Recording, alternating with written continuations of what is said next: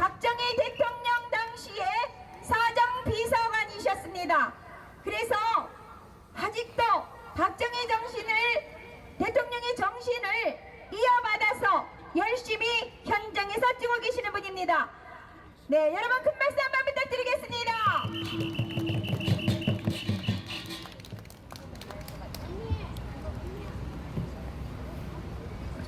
제가 오늘 10시에 대구에서 이 애국 시민들이 모여있는 부산에 내려왔습니다.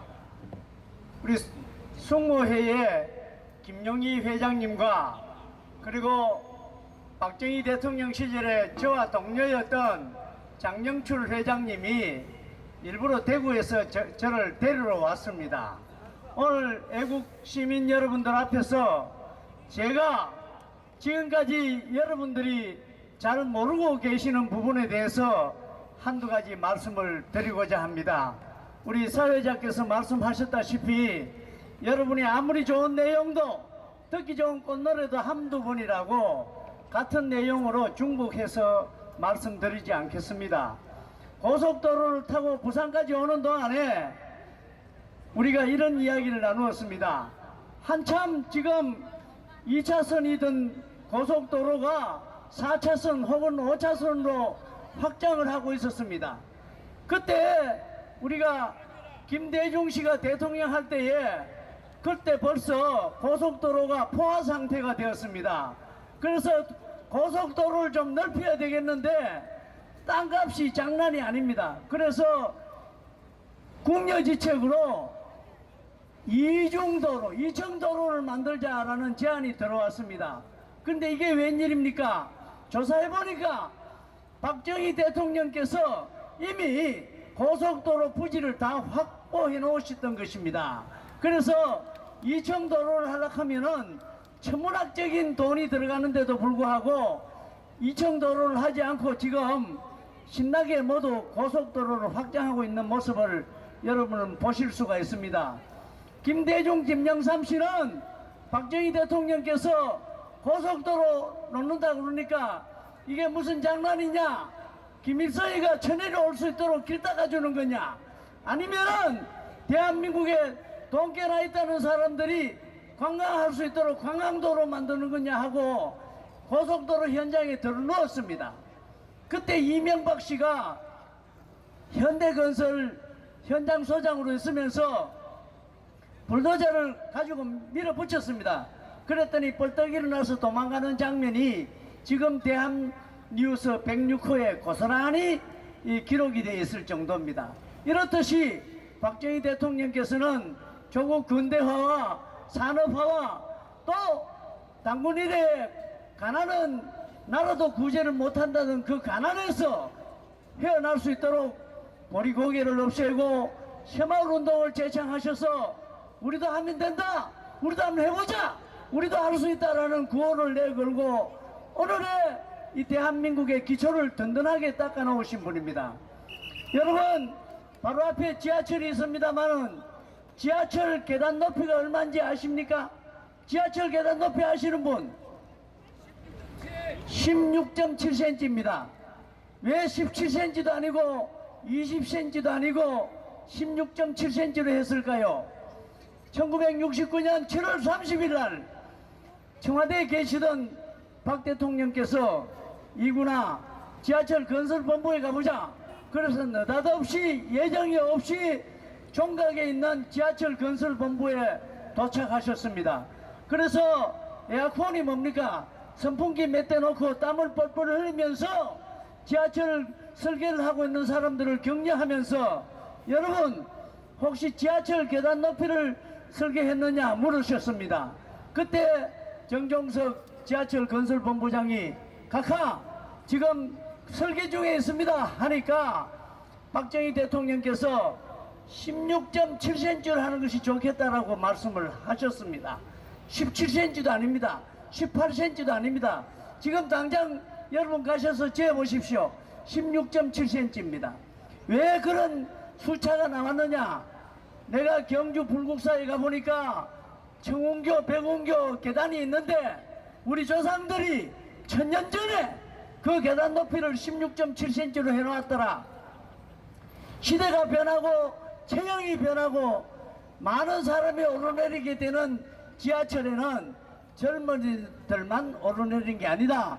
노인도 아이도 장애인들도 오르내리는 그 계단이기 때문에 천년 전에 우리 조상들이 해놓았던 그 16.7cm를 여기에 인용하는 것이 참 좋을 것 같아서 내가 제안을 한다.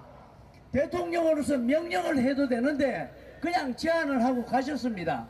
그것이 오늘날 대한민국의 모든 지하철 계단 높이가 16.7cm로 고정이 된 동기가 됩니다. 이렇듯이 대통령께서 많은 공부에 시달리고 업무에 짓눌리시면서도 언제 경주 불국사에 계단 높이까지 지어가지고 그것을 지하철 계단을 결정하는데 결정적인 공을 세우신 분이 또 박정희 대통령이 계십니다.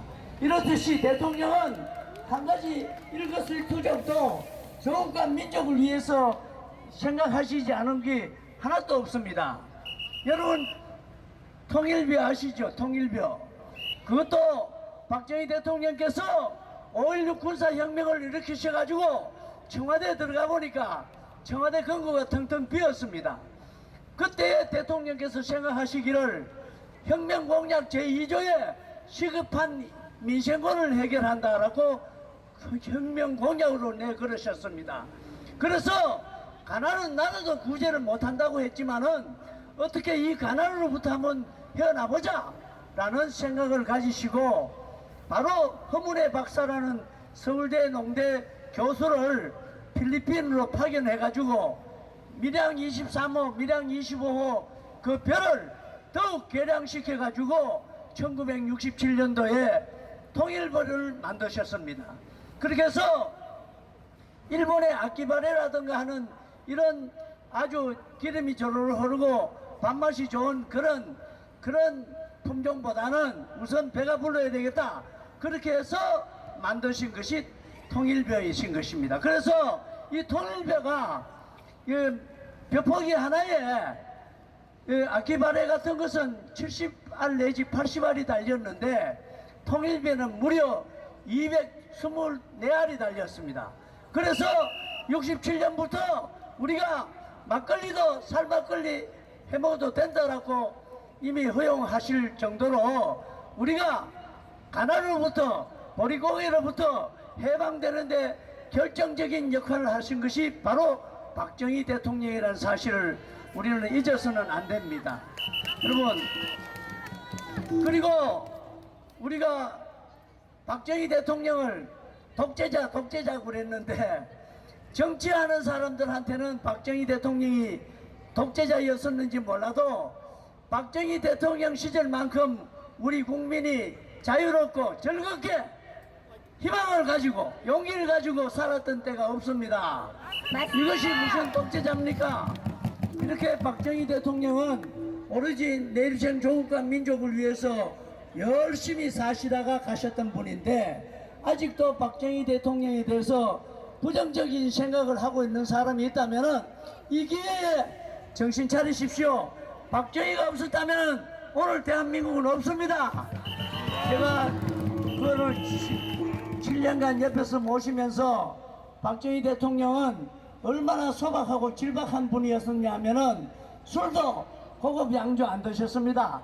제일 좋은 우리 막걸리 늘 말씀하셨습니다. 우리 막걸리가 제일 좋다. 그렇게 하시면서 막걸리 한 잔에 모든 시름을 푸시고 괴로움을 푸시고 고민을 푸셨던 어른이 박정희 대통령이었던 것입니다. 저는 그 어른을 모실 때가 너무 행복했습니다. 존경하고 사랑하는 부산 애국시민 여러분, 그리고 울산, 마산, 진주 등지에서 이 좋지도 않는 날씨에 불구하시고 이렇게 모여주신 애국시민 여러분들에게 진심으로 감사를 드립니다. 우리 태극기 부대가 왜 이러고 있겠습니까? 불법 탄핵으로 지금 영어의 몸이 되어 있는 박근혜 대통령을 석방시키는 게 문제가 아닙니다. 석방이 아니라 바로 원대 복귀시키는 겁니다. 청와대로 복귀시키고 박근혜 대통령이 못다한 그 15개월의 그 임기 동안에 조국한민족을 위해서 대한민국과 결혼한 박근혜가 대통령직에 복귀하는 것을 우리는 원합니다. 석방이 아닙니다. 그래서 저는 오늘 이 자리에서 마지막으로 여러분들에게 호소합니다. 박근혜 대통령 석방시키라 그거 접으십시오. 박근혜 복귀시키자. 복귀시키자. 박근혜야말로 대한민국의 진정한 대통령이다. 여러분 감사합니다.